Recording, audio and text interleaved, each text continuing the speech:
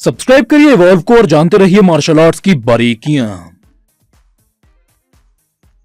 यह वीडियो सोने की चम्मच लेकर पैदा हुए उन प्रकांड विद्वानों के लिए नहीं है जिन्होंने न कभी धूप देखी न पसीना बहाया। यह वीडियो सिर्फ उन लोगों के लिए है जिनके पास न पैसा है न ज्ञान, जो खुद से परेशान हैं, हालतों से परेशान हैं। यदि किसी धनवान या विद्वान से इसकी समानता होती है तो इसे मात्र एक संयोग कहा जाएगा। बेरोजगारी ये एक राष्ट्रीय बीमारी है जो आजादी से पहले भी थी, आज भी है और शायद आगे भी रहेगी।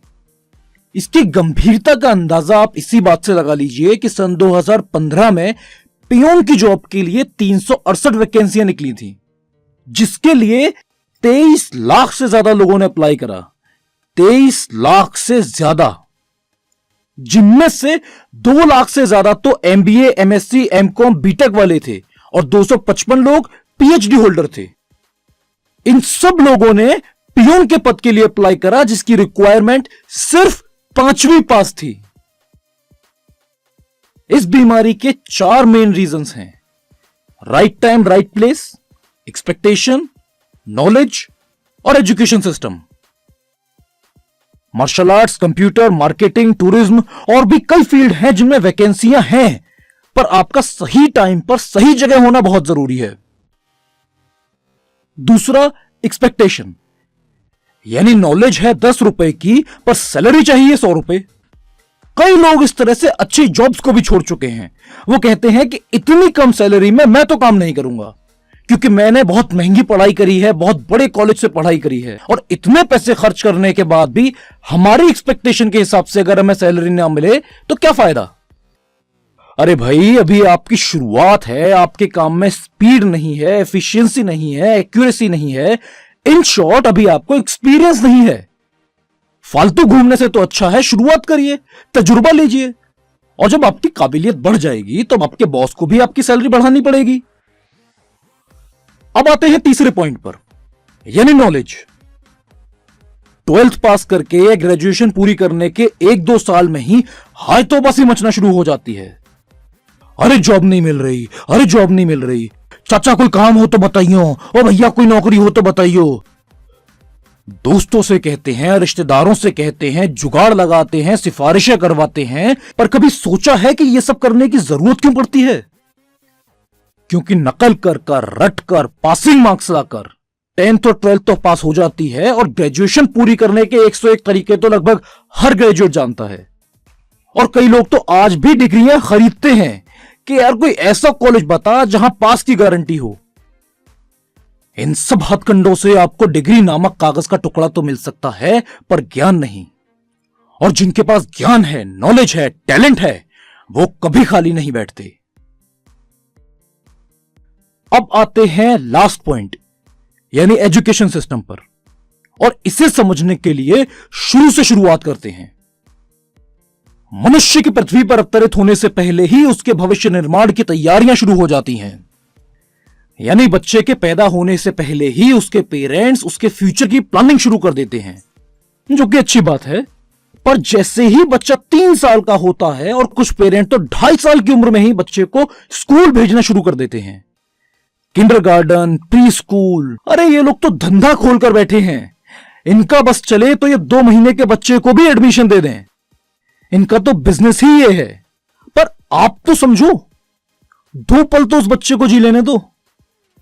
खैर, जैसे ही बच्चा स्कूल जाना शुरू करता है, हम उसके दिमाग में ये ठूस देते हैं कि बेटा, पढ़ाई बहुत जरूरी है।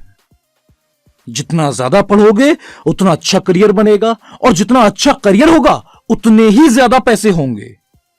यह भी सही बात है, क्योंकि पैसे को आज अगर हम भगवान कहें तो गलत नहीं होगा, क्योंकि बिना पैसे के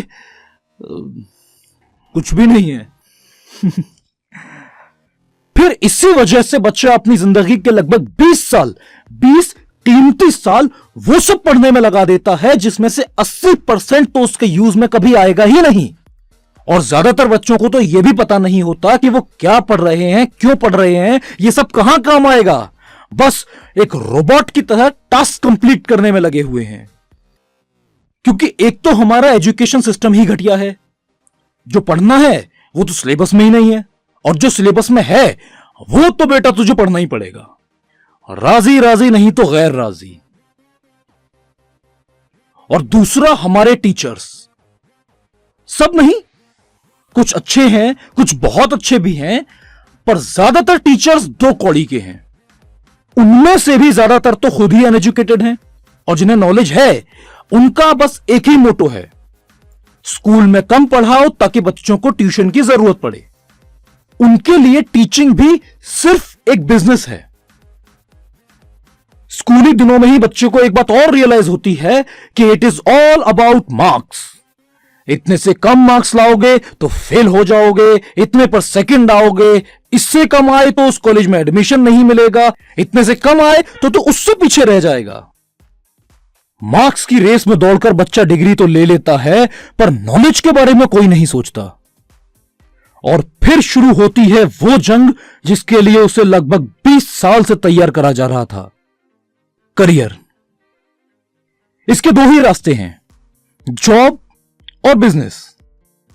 बिजनेस के लिए ना तो प्रॉपर नॉलेज होती है, ना फाइनेंस होता है, ना ही कोई सपोर्ट करता है, रिस्की है, इसी वजह से घर वाले भी मना करते हैं। खुद पर भरोसा करके घर वालों को मनाकर पैसों का अरेंजमेंट करके जब बच्चा बिजनेस शुरू करता है, और अगर उसका बिजनेस नहीं चलता तो सभी लोग उसे ताना मारते हैं, उसका मजाक बनाते हैं और उस पर टैग लगा देते हैं कि तू नाकारा है। तो अब उसके पास एक ही रास्ता बचता है, जॉब, और उसमें भी government job, safe and secure. सरकारी नौकरी लग जाए, शादी हो जाए, कांग्रेचुलेशंस, अब आप एक सर्टिफाइड सक्सेसफुल इंसान हैं समाज की नजरों में। और आपकी नजरों में? दरअसल यही वो पॉइंट है जो जरूरी है, जिसके लिए ये इतना सा बिल्टअप करना पड़ा। क्योंकि करियर बनाने की इस दौड़ में हम में से ज्यादातर लोग ये तक तय नहीं कर पाते कि हमें करियर किस फील्ड में बनाना है और क्यों बनाना है। सब बीकॉम कर रहे हैं तो मैं भी कर लेता हूं, घर वाले बीटेक की कह रहे हैं तो बीटेक ही कर लेता हूं। फिर बीटेक के 1-1.5 साल में ही आपका इंटरेस्ट कम होने लगता है, आपका परफॉर्मेंस गिरने लगता है, आप फ्रस्ट्रेट होने लगते हैं, बहुत जल्दी इरिटेट हो जाते हैं। क्यों? क्योंकि आप वो कर रहे हैं जो दूसरों को पसंद है। अब आते हैं सॉल्यूशंस पर। अगर आप पेरेंट हैं और आपका बच्चा ट्यूशन जाता है तो आप टीचर्स और प्रिंसिपल से सवाल करिए, लाखों रुपए खर्च करने के बावजूद टीचर्स बच्चे को ठीक से क्यों नहीं पढ़ा रहे हैं? जो स्लो लर्नर हैं, कमजोर हैं, उन पर ठीक से ध्यान क्यों नहीं दिया जाता? उनके लिए एक अलग सेक्शन क्यों नहीं बनाया जाता? और अगर आप में टीचर या प्रिंसिपल से सवाल करने की हिम्मत नहीं है तो आप अपने बच्चे को स्कूल भेजना बंद कर दीजिए। बेकार में आप उसकी जिंदगी का कीमती वक्त जाया कर रहे हैं, क्योंकि ज्ञान तो उसे ट्यूशन से मिल रहा है। दूसरा, एजुकेशन सिस्टम। अब फिलहाल तो हम इसका कुछ नहीं कर सकते, पर एज अ पेरेंट आप यह समझने की कोशिश करिए कि बच्चे का इंटरेस्ट किस फील्ड में है, किस सब्जेक्ट में बच्चा ज्यादा रुचि लेता है, या बच्चे की काबिलियत के हिसाब से वो किस फील्ड में ज्यादा अच्छा करियर बना सकता है। फिर आप उन्हीं टॉपिक्स या उन्हीं सब्जेक्ट्स पर जोर दीजिए, और बाकी के वो सब्जेक्ट्स जो आपको भी पता है कि इसका फ्यूचर में इनका कोई यूज नहीं होने वाला, उन सब्जेक्ट्स पर उसे थोड़ी राहत दीजिए। जो बड़े हैं वो अपने इंटरेस्ट को पहचाने कि आपका इंटरेस्ट किस फील्ड में है, वो कौन सा काम है जो आप सारा दिन बिना बोर हुए, बिना थके लगातार कर सकते हैं। और आज के वक्त की सबसे अच्छी बात यह है कि आज हर फील्ड में करियर है, हर फील्ड में बेहिसाब पैसा है। आपको खेलना पसंद है, आप स्पोर्ट्स पर्सन बन सकते हैं। आपको फोटो खींचना पसंद है, आप फोटोग्राफर बन सकते हैं। आपको बातें करना पसंद है, आप ब्लॉगर बन सकते हैं। हर फील्ड में पैसा है, हर जगह पैसा है, बस आप में टैलेंट होना चाहिए, अपने फील्ड की पूरी नॉलेज होनी चाहिए, आप में स्किल्स होने चाहिए, और स्किल्स भी ऐसे होने चाहिए जिससे आप भीड़ में भी अलग से चमकें। जब आपकी चमक लोगों की आंखों में लगेगी, तब आपको नौकरी ढूंढने की जरूरत नहीं पड़ेगी। नौकरियां आपके पास आएंगी, लोग आपके पास आएंगे, जॉब ऑफर करेंगे, अपने साथ काम करने के लिए ऑफर करेंगे। पर यह सब तभी होगा जब आप में स्किल्स होंगे, टैलेंट होगा। और टैलेंट तभी होगा जब आप अपनी पसंद का काम करेंगे। एक बात का और ध्यान रखना है कि आप जिस फील्ड को भी चुन रहे हैं, क्या वो फील्ड आपके लायक है। किसी भी फील्ड में घुसने से पहले उसके माइनस पॉइंट्स पर जरूर नजर डालिए कि उस फील्ड में क्या क्या खामियां हैं। उस फील्ड में जाने पर आपकी लाइफ में क्या क्या नेगेटिव चेंजेस आएंगे।